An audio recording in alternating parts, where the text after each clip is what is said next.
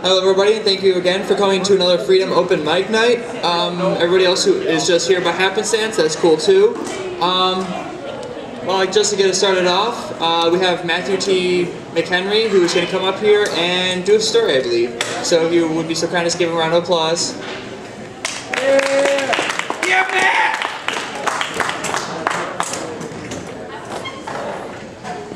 Alright, gonna try to... Can everyone hear me?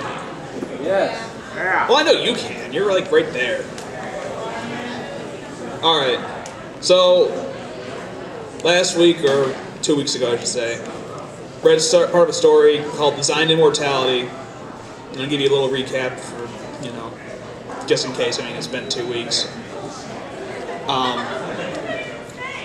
Two people from Antarctica, a father and a son, are left Antarctica because the father did something questionable, and they were about to exile him anyway.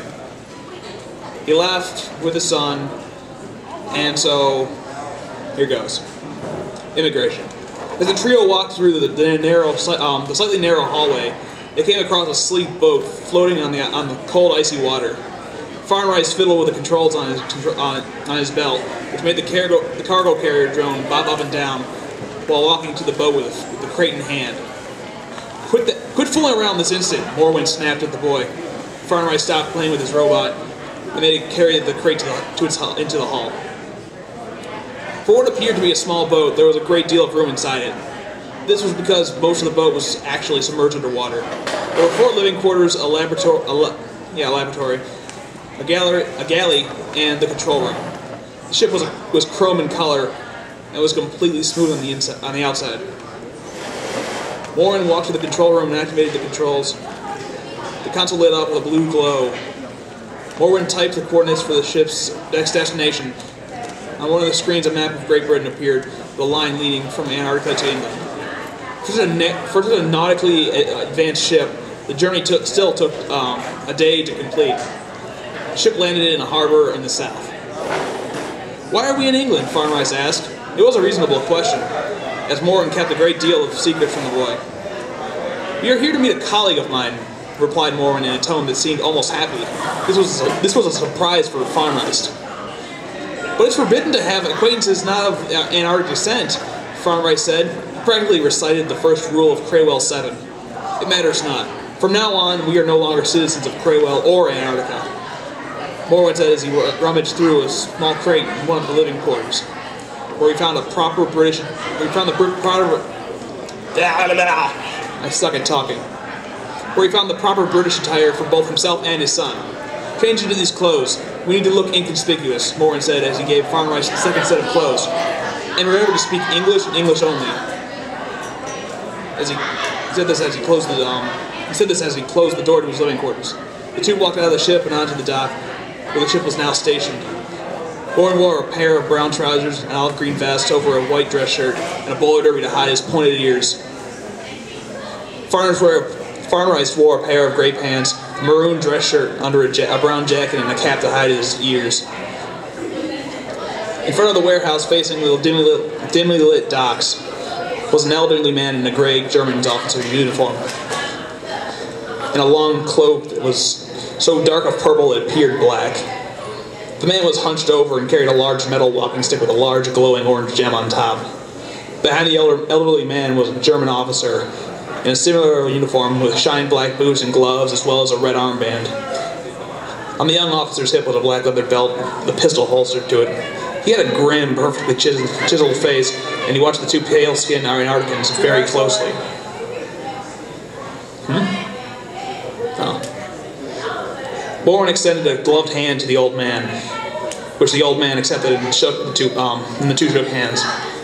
"It is good to see you after all these years, Dorian," Morwen said as he shook the hand of the elderly man. "As it is to see you, my friend."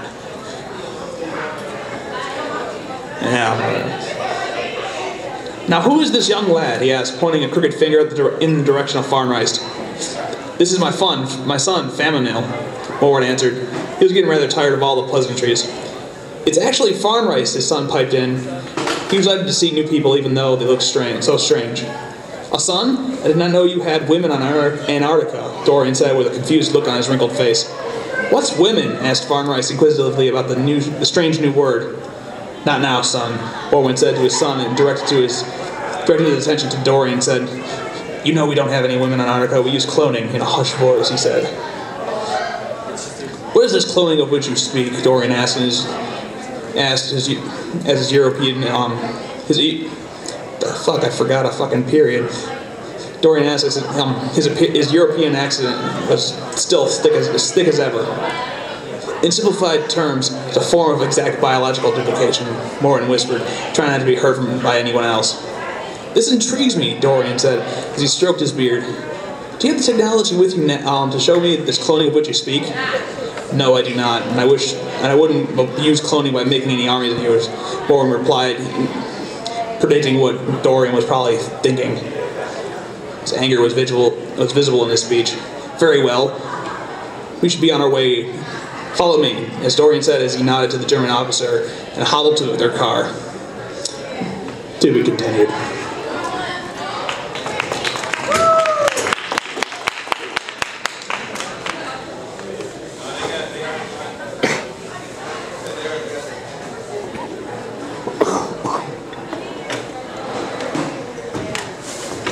And next up we have Miriam, who is going to do a story as well.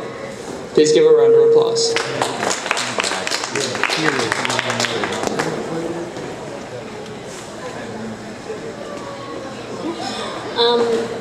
I wrote this a little while ago, maybe a couple of years, but I keep coming back to it and editing it and stuff. It's called To Live, and yeah.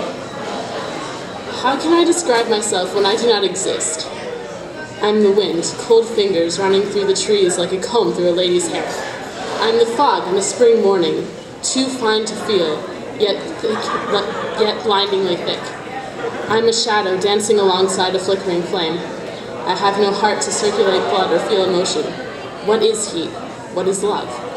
What is pain? What is grief? I am but a wraith. I can never know. My story begins with a man with a blinding soul light whistling jauntily as he approaches his home. Though his apartment complex is new to him, the building has stood for many years. It is not the austere castle or majestic cathedral expected of my kind. Even so, within these walls, hearts have broken, trust has shattered, and dreams have been cast away in despair. These forces, which have held me here for so long, are still eternally foreign, for I can neither love, nor trust, nor dream. The man's light is so brilliant that it blots out those of other humans. This light draws me to him as gravity holds mankind to the mother's surface. It is not like hunger or lust. It is not a longing. These are human things. Instead, it is an objective force from without pulling me toward it, forcing me to follow. And once I have consumed that light, I will be whole. When the man reaches his bedroom and comes to his bed, he will find a deep shadow resting upon it. The melody he whistled with such cheer before will return, but in a slow minor. I await him. The shadow he will see pulsing eerily to the beat. Know me. If I have a voice, it is the wind. He is still approaching. And now we touch. With the night song flowing through him, we begin to merge. He feels me at last, though I am made of nothingness. His light bursts through his fingertips, and at last I can feel. We feel each other, and now, together, we dance. The music quickens with his pulse. We skitter through the room, through the night and her sky. I am the moon, and he is the tide. I dictate the rhythm of every step. He is the autumn leaf and the wind. He is the autumn leaf, and I the wind, as we skitter and swirl to a new life. We are twin threads in a finely sewn lace. We are two drops of rain in the sea. Falling together, we are one. I am the harp and she is the music. Through me she lives, through me she breathes. He is the candle and I am the flame. I am the cloud and she the rain. I am the altar. I am the sacrifice. I am.